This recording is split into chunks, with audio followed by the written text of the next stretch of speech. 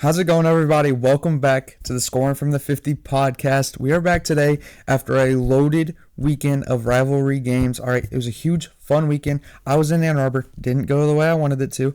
We'll get in depth about that game in a little bit. We have a ton of news. We'll hit on a few games here and there that weren't huge over the weekend, but make sure that we will cover them and their implications going forward. We also have a huge weekend of conference championships. We're playing for trophies now. All right, we're playing for trophies. College football's getting serious. It's time we mean business now, okay? But I do want to make sure that before I get into it, you go down, hit the subscribe button, hit the like button. Got to remind you guys, all right, I love the support that I've been getting the last few episodes and the last few clips that I've made. I've been loving it. I had some conversations with some people the couple about Michigan and Ohio State. It was a great time. I love having those conversations with you guys. Let's keep it going. Make sure you go down, comment, give me your thoughts. Give me your thoughts on the games coming up this weekend. Give me your thoughts on the games last weekend. Georgia played against Georgia Tech, and they struggled, man. I don't want to get too much into this game, but Georgia struggled against Georgia Tech. 16-9 was the final score, and man, I think that they were looking ahead. They're not 100% sure if they're going to get into the SEC championship or not next weekend, but they ended up doing that because of Texas A&M losing. So I don't think they were fully ready for that game. I think that they were kind of looking ahead to college football play of like, okay, we did it, we're in, it'll be okay. And they let Georgia Tech play with them a little bit. The offense needs to be better. The offense needs to get better going into Alabama this weekend, okay? But the defense, Georgia's defense, looked great. Keep that going. Get the offense a little bit better, and they should be okay. We'll get in depth about their conference championship coming up later in the episode. Ole Miss. We'll talk a lot about Ole Miss whenever we get to the Lane Kiffin stuff. We got a lot of news to talk about there. Ole Miss was able to take care of Mississippi State 38-19 with Lane Kiffin on the sideline, who will not be there anymore going forward.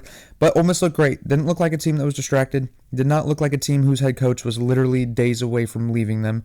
They looked great. They looked solid. Keep playing like that, Ole Miss. They are playing great. I think they're playing their best football going into the college football playoffs, and I think the whole country is rooting for them right now. So I'm really excited about what Ole Miss can do going forward, and especially in this playoff. They have a week to get healthy, week to get everything set going into the playoff with a new head coach. They got the offensive coordinator back. He's not taken at LSU quite yet. So I think that Ole Miss should be good. I think mentally they are ready. Go prove everyone wrong. Go prove Lane Kiffin wrong. Go show him what he's missing out on. Go show Lane Kiffin what he should have stayed for. Go prove to him that you're a team that can win a national championship, because that's what he thinks that you're not. Lane Kiffin left you guys because he thought that you couldn't win a national championship there. Go prove that you can. Go prove that you can. I think they have the talent to do it. I think they have the roster to do it. Trinidad Chambliss is one of the best D2 quarterbacks I've ever seen, obviously. Probably the best D2 quarterback I've ever seen. They are going to be completely fine. Go prove yourself. Go prove yourself. That's all what Ole Miss needs to do.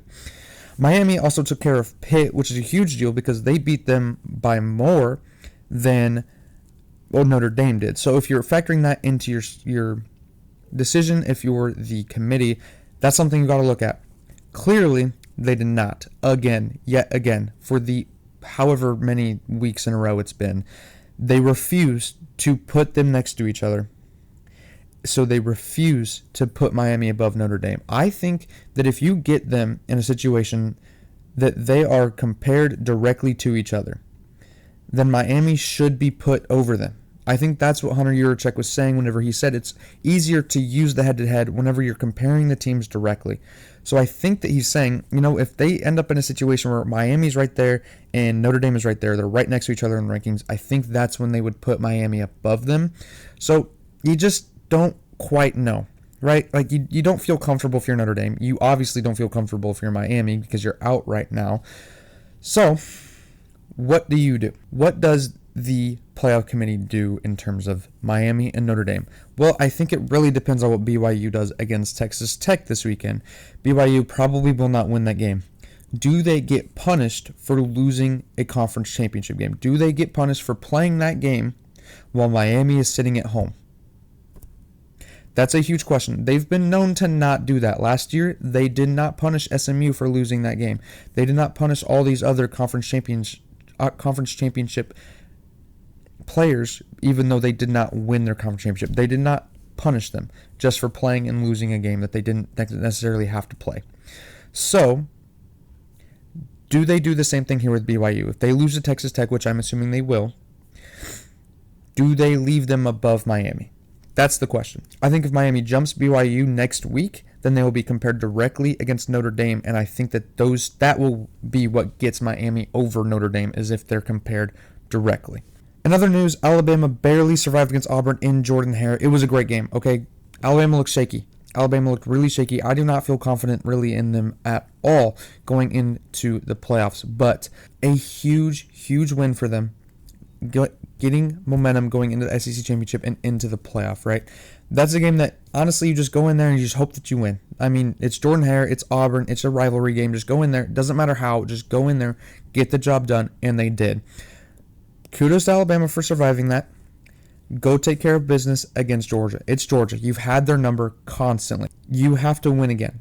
You have to win. Again, we'll get into that game a lot more later, but go take care of Georgia like you have the past 10 years, and you're going to be easily a top 4 seed, probably a 5 or 6 seed going into the playoff, and that's going to do you a huge favor, because if you're a 5 or 6 seed, you either play the Group of 5 champion or you play the ACC champion.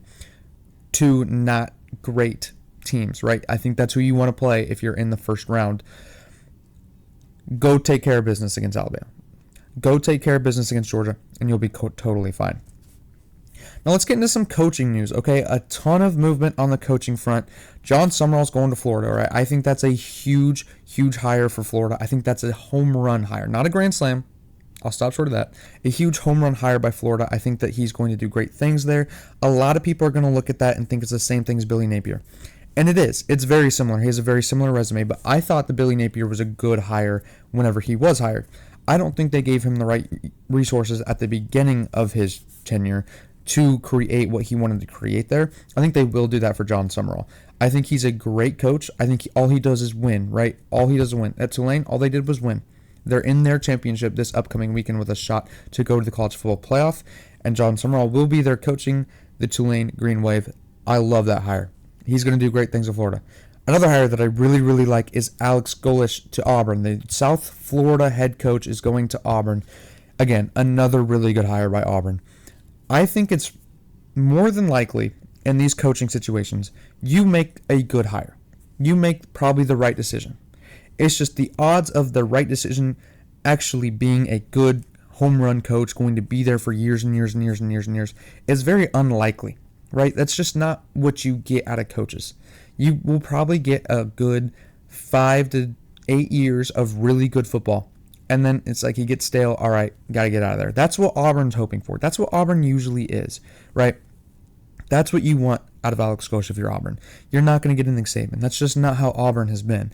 You're not going to get someone who's there year after year after year after year. You want someone who can build a team up, go compete for a national championship once, maybe twice, and then if he falls off, and then you try and find someone else that can do that. That's what Auburn has been the past 20 to 25 years. I think Alex Golesh is a great person to do that.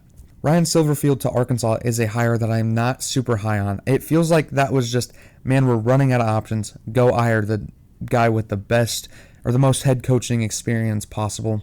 And Ryan Silverfield happened to fit that for Memphis. Memphis, they had a great shot to compete for the AAC this year. At one point, they were the favorite to win the AAC this year, and they completely fell off after that. So, again, I don't love the Arkansas hire here. I just think that Ryan Silverfield was okay, who else are we going to get hire? I think it's someone that you don't necessarily want, but you kind of feel like you have to, because there's not very many other head coaches out there that are good. Who I think they should have hired and should have gone after before Kentucky did was Will Stein. Will Stein is a home run hire for Kentucky, okay? They aren't someone who's going to hire the big name, right? They're not going to hire the next big thing. They're going to hire someone who can go there, compete for a few years. If they're really good, he'll probably get hired away somewhere else.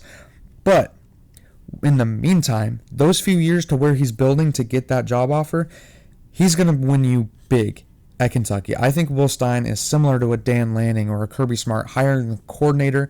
He's going to go make his name at Kentucky. I think he's going to do great things at Kentucky. Kentucky is a good program to be at. All right, Kentucky is that place where they don't have national championship expectations. They don't have high expectations.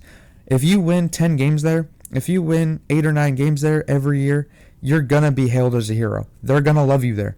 You don't have to go compete for national championships. You don't have to do really that great of things.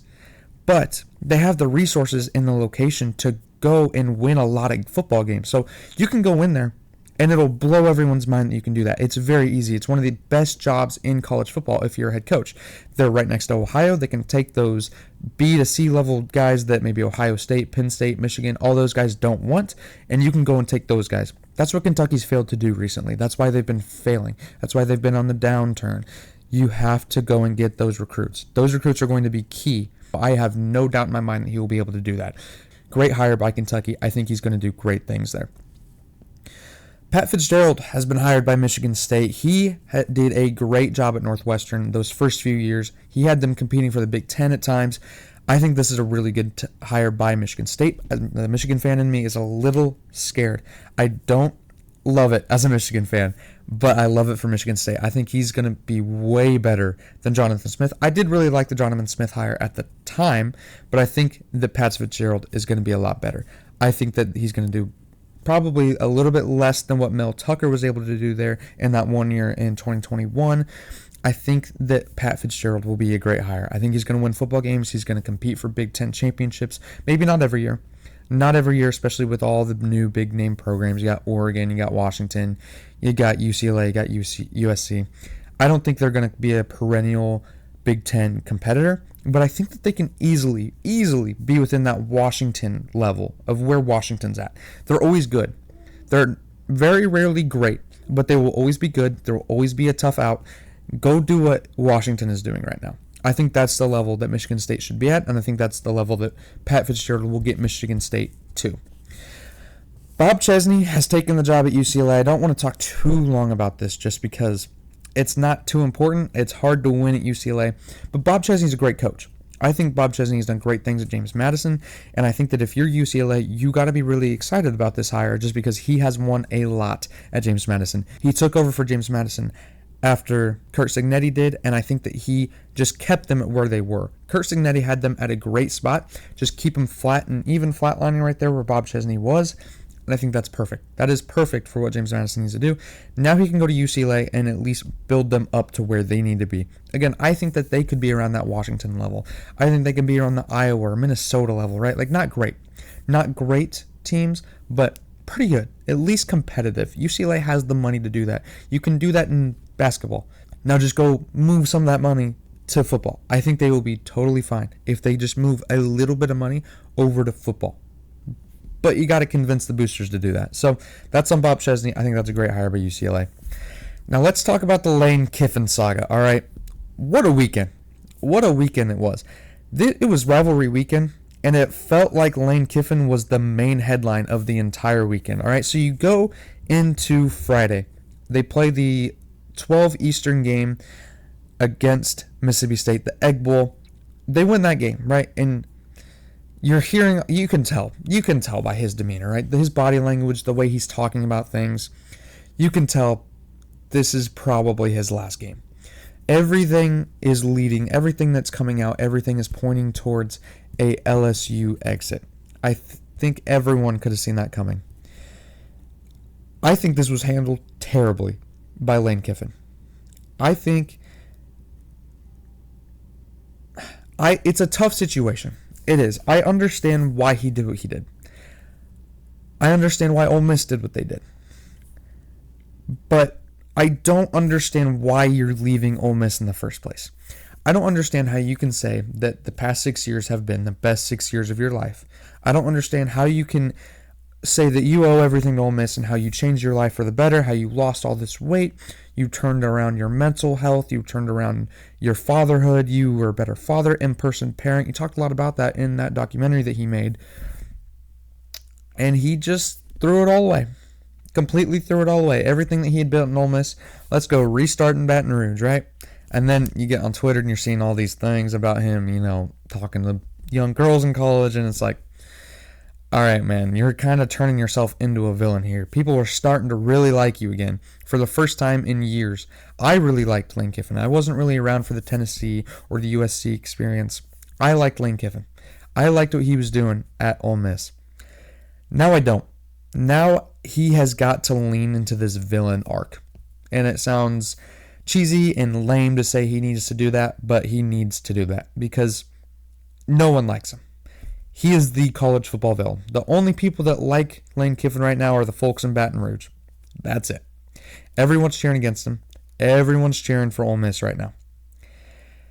I don't see how you can do that to yourself or to your family, to uproot everything that you have and move it to Baton Rouge. After saying all these things about Ole Miss and how much your life has improved, I don't understand that. What I even more don't understand is telling your staff, hey, get on the plane now or there's not going to be a spot for you and my staff at LSU. That's horrible. That is screwing over Ole Miss. That's just being petty. That's just being soft. Just because they won't let you stay and recruit your own team to your new team. No, you cannot expect Ole Miss to say, yeah, sure, you're going to a cross-state rival, but yeah, no, you can stay here and coach our team too. No, in no world is Ole Miss going to do that for you. Pete Golding is a great hire for Ole Miss. I think that he bleeds Ole Miss. He was very, very, very clearly not happy with how Lane Kiffin exited and how he gave up on Ole Miss, because that's what this is. Lane Kiffin gave up on Ole Miss. Lane Kiffin thinks that he has maxed out what Ole Miss can be, so he goes to LSU to go win a national championship because he doesn't think he can do that at Ole Miss.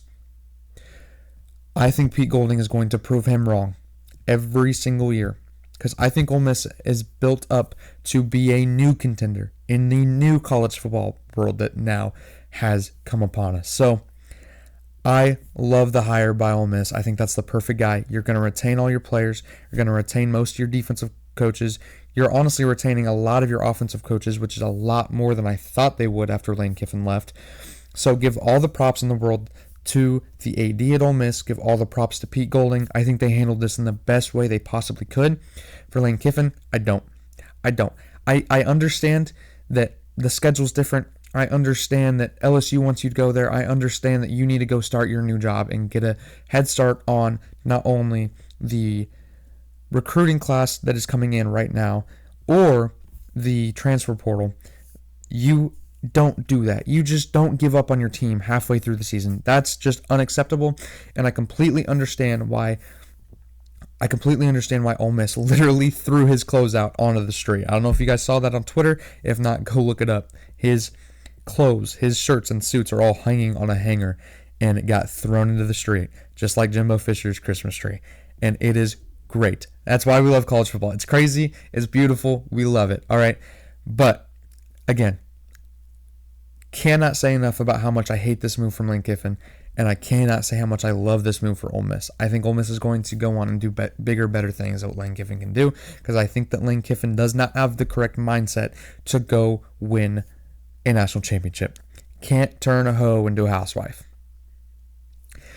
Now let's get into some football. Finally, we can talk about some football games. 20 minutes in, and we're finally going to talk about on-field football. All right, so this last weekend, Ohio State dominated Michigan 27-29. What was the game plan for Michigan going into that game? Bryce Underwood threw for 63 yards. Jordan Marshall had 7 carries for 61 yards. He did good while he was in the game. He did completely fine. This is what makes me mad. We talked about Andrew Marsh last week. Andrew Marsh had 0 targets. 0 targets in that game. None. Nada. Zilch. 0 targets. Your best receiver, your young receiver, the one that has truly came onto the scene the past month or so, has looked great again in every single game. Even whenever the team itself has struggled, Andrew Marsh has looked great. And you don't throw the ball to him a single time. Michigan brought in a new offensive coordinator, Chip Lindsey, for the reason to create a new offense, to throw the ball, to use Bryce Underwood. None of that. Donovan McCulley led the team in receiving yards this game. The second leading receiver was Jordan Marshall. The third leading receiver was Bryson Cusdall. 2 running backs. Second and third leading receivers weren't receivers. They were running backs. What was the game plan? What was the thought process? Was there a thought process? Did they use their brain whatsoever? There was absolutely no reason to have 63 yards through the air. Absolutely no reason for Andrew Marsh to have 0 targets. That is completely unacceptable and almost a fireable offense for Sharon Moore. Now, going ahead to next year for Michigan, Sharon Moore's on the hot seat. I gotta say, Sharon Moore is on the hot seat. He cannot miss the playoffs next year. You have Bryce Underwood. You have Andrew Marsh. Next year, you'll have Savion Hyder. You'll have Carter Meadows, 2 5-stars that are signing today. You have to make the playoffs. There is no reason that you have the number 1 recruit in the country and you don't make the playoffs in his second year. You have a guy who was one of the best recruits that we have ever seen out of high school, and you don't make the playoffs with him in his sophomore year. Completely unacceptable. In a 12-team playoff, completely unacceptable. You have to make the playoffs next year. You have to at least compete with Ohio State. You have to make it a game. I understand that Ohio State will have a lot of pieces coming back next year, especially on the offensive side of the ball. You have to make it close. You have to. You hold Ohio State to 27 points. The defense did its job. The defense did its job. Look, going into that little 8, everyone talks about the middle 8. Final 4 minutes of the first half, first 4 minutes of the second half. It is key. Ohio State could have completely flipped the game. They go down and score with very little time left in the first half, right? They get they get a touchdown. I'm texting my friend before the touchdown even happens. This is huge right here. Ohio State can make a 14-point swing here, and they go down, they score a touchdown, okay? It's getting a little scary for Michigan. I'm in my seat, shivering my ass off, and they go down and score, and I'm scared. I'm scared. And clearly I was right to be, because our offense had not done anything since the first quarter. Coming out of the second half, Michigan's defense did exactly what it needed to do. It got a stop. It gave Michigan's offense a chance. And yet we went 3 and out instantly, punted the ball back. I think that was probably the time that we punted the ball 10 yards. 10 yards. We got beat in every single phase of the game. Offense, defense, and special teams. Ohio State crushed us. We looked like we did against every single team this year. Every single game we went into, we looked unprepared. Michigan looked horrible every single game. It felt like the only game where I really felt good about Michigan was the Maryland game the week before. I was like, you know what? Okay, we figured it out. We're going to go in. We're going to at least compete with Ohio State this year. Nope. Let's talk about Ohio State. Ohio State looked great. Ohio State earned a lot of respect for me this game. They had not played anybody, so you didn't know exactly how they were going to look. And I think in the first half, they really struggled. It looked like a team that had not played against a good team all year. They looked shocked, right? You have that big play. First play of the game from scrimmage for Michigan. A huge play, about a 40-yard run from Jordan Marshall. And the first play from scrimmage for Ohio State the second play from scrimmage for Ohio State is an interception. Michigan needed to go and score a touchdown off that. You have to call your best plays there. You have to score a touchdown there. Keep the momentum on your side. Don't let it go to Ohio State at all. Ohio State's defense did a great job making a stop there. That was a huge stop. Completely flipped the momentum for them. Julian Sayin had a really good game. 19 for 26, 233 yards, and 3 touchdowns. After that interception, he was flawless. He was great.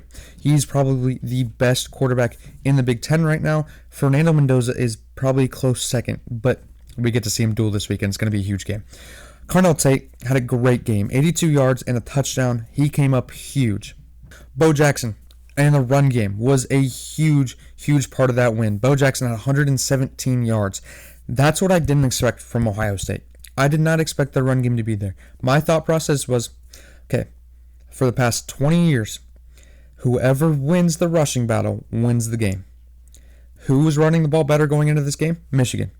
So I thought that Michigan would have at least a shot to make this game close. Not at all. Not at all. Ohio State completely dominated our defensive line. Ohio State looked great. They look like probably the best team in the country by far. Again, you can see that because Indiana is ranked second and Ohio State is favored by 4.5 points. It's not even really that close. It's over a field goal difference. Ohio State is by far the favorite for the national championship. Do you take Ohio State or do you take the field? I saw that question on the hard count by J.D. Pickell. Do you take Ohio State or do you take the field? Right now, I'm leaning towards Ohio State. They look unstoppable. We'll see how they look against Indiana, probably easily the best team that they've faced all year. Again, I think they're the second best team in the country, so if there's any team that's going to compete with them, it's going to be Indiana. We'll see. I think you take Ohio State versus the field right now. And that's insane to me to say. I'm a Michigan fan. I'm taking Ohio State against the field. I think that they are by far the favorite to win the national championship. I think they're by far the best team in the country. I'm not excited to see how they go because I think that they're going to win back-to-back national championships with relative ease. I don't think there's a team that really comes close to them this year. Their defense was absurd. Their defense completely shut us down. We had about 160 yards of total offense the entire day. Ohio State crushed us. They completely beat us in every single part of that football game, and it was tough to watch. Now, for my personal experience for that game, I had a ton of fun. The environment was unlike anything I've ever been around, and I absolutely loved it, right? Those first 5 minutes as a Michigan fan was great.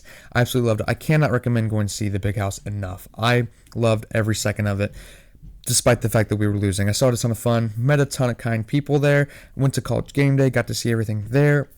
It was a great day. It was a great day. I loved being there. It just was a tough thing to watch from the stands. But hopefully next time I go up there, I'd love to see us score a touchdown in the game. Really. I'd love to watch my team score a touchdown in person. I have done that in the Big Ten Championship, but I'd love to see them score a touchdown in the Big House. That'd be pretty cool. I hope that I can see that someday. Wouldn't think it'd be that hard. I digress. Let's move on. Texas Tech and BYU are playing this weekend. I don't want to get too much into this game because I don't think it's going to be very close, okay?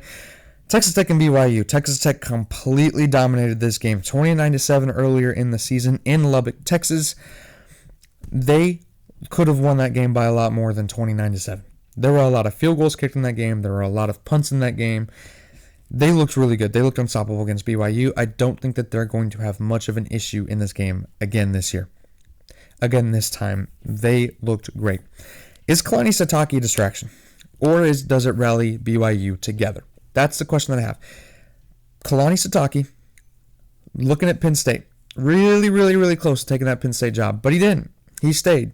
Does that rally them together? Or is it, he almost left. That was a huge distraction. We weren't preparing early in the week the way that we should have been. That's the question. Does it bring them together or does it separate them? I don't know. I truly don't know. Again, I got to give all the props in the world to BYU fans and BYU donors for keeping Kalani Sitake. That was a huge get for them. Kalani Sitake has done an amazing job at BYU. They've been consistently one of the best teams in the Big 12 the past few years. They are in a great spot to build off of that, especially now he got a ton of promises for NIL. He took a lot less money so that he could pay his players and get better athletes at BYU. So, I think that he's in the right spot. I think BYU has the correct guy to win a lot of football games there, and I hope that he's there for a long time. Texas Tech should win this game easily. They have the dudes, and BYU does not, right? Texas Tech has the athletes. BYU doesn't. Baron Morton's one of the better quarterbacks. He's probably the best quarterback in the Big 12. Bear Bachmeier has been great. He's been one of the best true freshmen in the country. He's been doing great things at BYU, but he's not Baron Morton quite yet. So I think Texas Tech should win this game easily. Does BYU get into the playoffs without winning this game? I don't think so. That's what gives me hesitation for Texas Tech, is that BYU's playing for a playoff spot. Texas Tech already knows that they're in the playoffs. BYU could very well raise their game a ton, knowing what they're playing for, and that BYU could lower their game a lot, knowing that they're not really playing for anything other than a first-round bye. And if they don't get a first-round bye, they'll probably get a home playoff game, and that might be even better than a first-round bye. So that's the only pause that I have. But again, I just think Texas Tech is a much better team than BYU, so I think that they will take care of business against BYU and in Dallas, Texas. Now let's get to the big games. SEC, Big Ten. The two biggest games that you could possibly have in the country. SEC Championship, Georgia versus Alabama. Here we go again.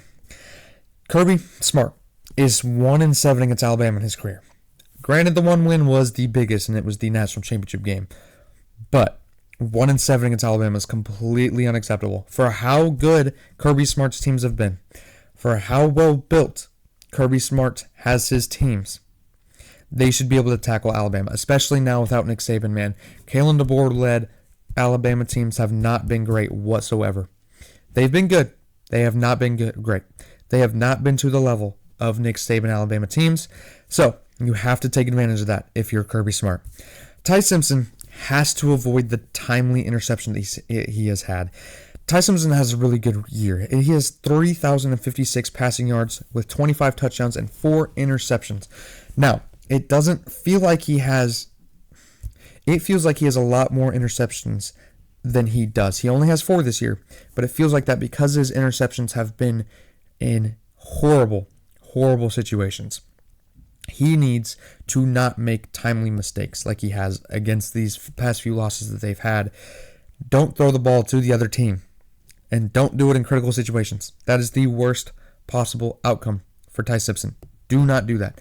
You have to take care of the football, play smart. He's played smart 90% of the time, but the 10% that he hasn't has really hurt Alabama, and that's why they have 2 losses and why they're not quite a lock to get in the playoff. I'm sure they will. I'd be shocked if they weren't, but they're not quite a lock. So, Ty Simpson, take care of the football. Alabama has a non-existent run game. Okay, Jam Miller only has 4. Their leading rusher, Jam Miller, only has 493 yards and 3 touchdowns all season. That's it.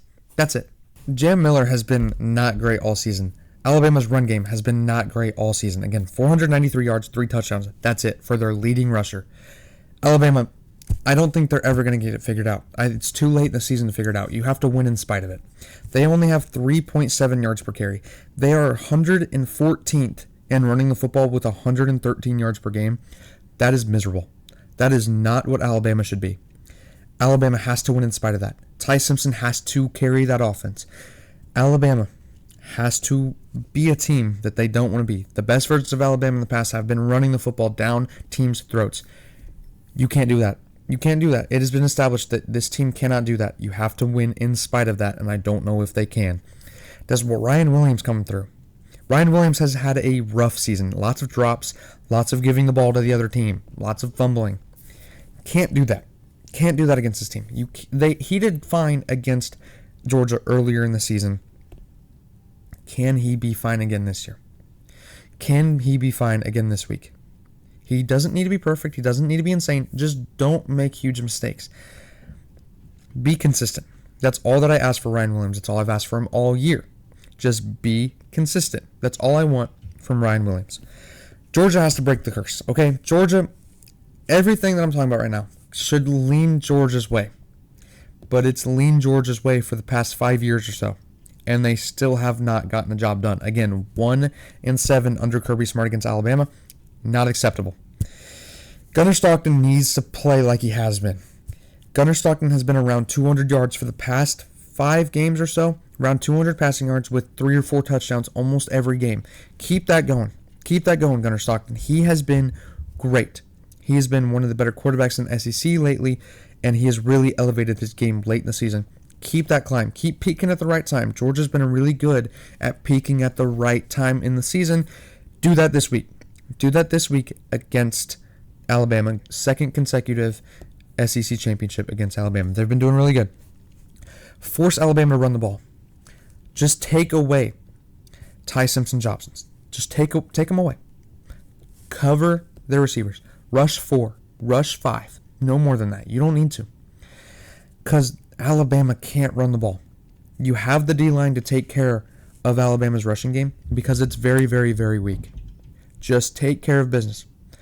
Cover the receivers. Do what you need to do. Force them to run the ball. Force them to do what they don't want to do, and that is running the ball. And I think Georgia's going to win this game. I know everyone picks Georgia every time against Alabama, and it never goes well. Just do what you need to do. Just do what your talent tells you that you can do.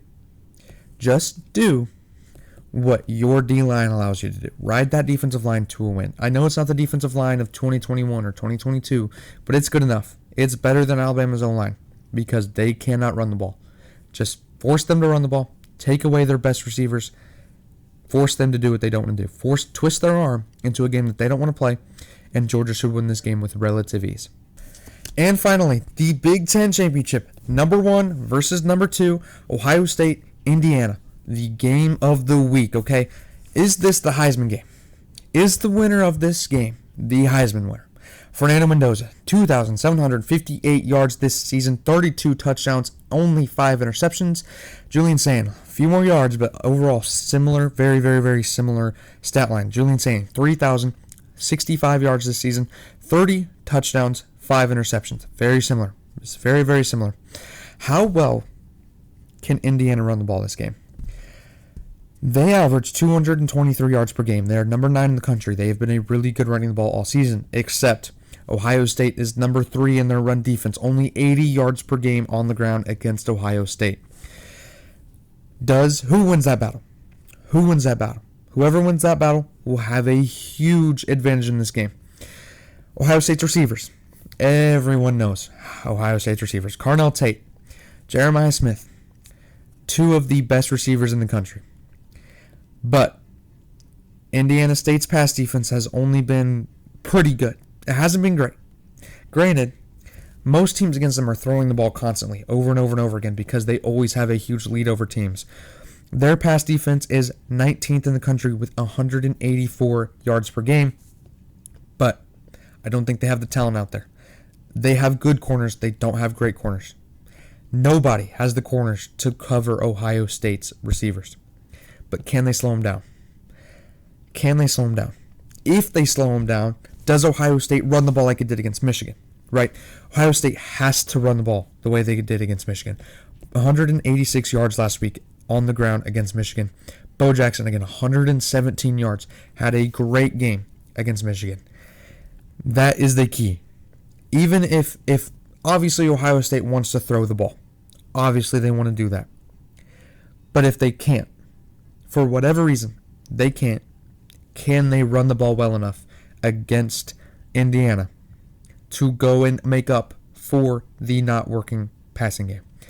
In my opinion, I think that they will be just fine on both fronts. I just don't see a way that Indiana can slow down that offense enough to win the football game. I think they can, but I don't think that they will. Coach like you did against Michigan. Everything that you just did against Michigan, copy and paste it for every single game for the rest of the season. Throw the ball to set up the run, not the other way around. Don't run the ball to set up the throw. Throw the ball to set up the run. Throw the ball. Have a few big plays. That's what you did against Michigan. That softened up the run game. That made Michigan go into a 5-man front, 4-man front. You cannot go into it wanting to run the ball to set up the pass. That's what you did against Michigan last year. Throw the ball to set up the run. That is very, very opposite from what most teams will try to do. You'll usually want to soften them up on the ground so that you can hit them over the top.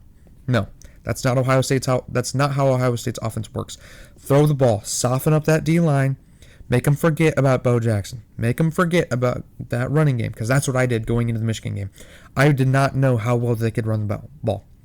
That's what they've done all season, is throw the ball to set up the run. They've been really good at doing that. Do that again against Indiana. Do that again against everyone going forward in the college football playoff, and they're going to win the national championship easily. They have to go into this game thinking that they are the better team through the air and they are the better team on the ground. That is going to be the most important aspect of Ohio State's season going forward, is making sure that they don't get into a mindset of, we have to be the tougher team. We have to do what Michigan's done to us in the past. And they did not do that against Michigan this year. And I want to point that out. They did a great job against Michigan. Do it again. Do it again. Do it again. Soften up that run game. Hammer it in the third and fourth quarter. First and second quarters, hit them over the top. I don't think that they have the cornerbacks to defend you. Soften them up through the air, and then slow it down in the third and fourth quarter. Take control of the game. Control possession. Keep the ball in your hands once you have that lead. Take care of the ball. Don't give it to the other team, which they've done a great job of all season. And you will be able to take care of business against Indiana. Take care of business against everyone going forward. I think Ohio State should win this game with relative ease. I truly think that they're going to win the national championship with relative ease. I think that they're doing a great job coaching-wise. They're doing a great job on the offensive side of the ball, doing a great job on the defensive side of the ball. They're doing the best job in the country against every single team that they've played. They blow out everybody. They're doing what a great team should do against teams that they are better than, and I think they're going to do just fine. I watched this team play in person just a few days ago, and they might be unstoppable. They might be. Ohio State should win. I think Ohio State will cover. I think this is going to be a huge, finally, they're winning the Big Ten for the first time in, 6 or 7 years. That is not acceptable if you're Ohio State. Not winning the Big Ten in that many years, that's not okay. I think they get it done. I think they get it done this season. Ryan Day is exercising a lot of demons this year, and I think that he's going to be one of the all-time greatest coaches in Ohio State history, as much as that pains me to say. I love what Ryan Day is doing there. Objectively, I love what Ryan Day is doing there. I don't love it as a Michigan fan because it scares me for the future. But Ohio State should win. Ohio State should win the national championship. I think they're going to take care of business against Indiana this weekend. But that's going to do it for the Scoring from the 50 podcast this week. Again, a ton of games going on this weekend. A rough weekend for me against Ohio State last week. But again, a ton of stuff on the coaching front. A lot of good hires. A lot of really good, solid hires that I really liked from a lot of teams. And I can't wait for conference championship this weekend. I hope you guys have a great rest of your week. Again, I always say it, kick back, relax, just enjoy college football, enjoy how beautiful it is, how much we love it. That's the reason why we love it, is this weekend, conference championship, huge games. We're going to have a ton of fun. I can't wait. I hope you guys can't wait as well. Hope you guys have a great rest of your week, and I will see you guys next week for Army and Navy. Can't wait.